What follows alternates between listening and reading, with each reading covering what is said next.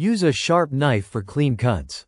A sharp knife makes clean cuts, which helps reduce the release of sulfur compounds that cause irritation.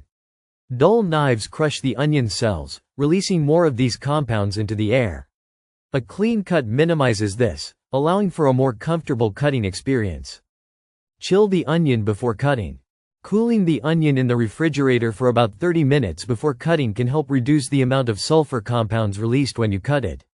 The cold temperature slows down the enzymes that trigger eye irritation, making it easier to chop without tears. Cut the onion under running water. One effective method to prevent crying while cutting an onion is to do so under cold running water.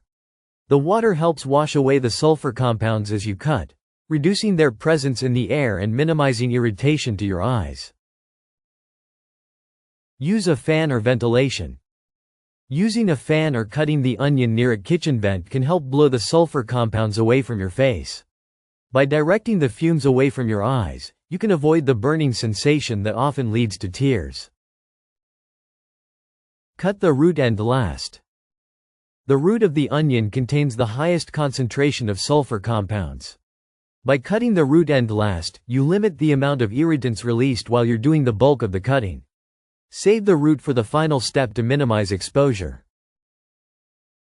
Wear protective goggles. For a more direct approach, you can wear a pair of protective goggles while cutting onions. This creates a barrier between the sulfur compounds and your eyes, preventing irritation and allowing you to slice without worrying about tears. Use an onion chopper or food processor.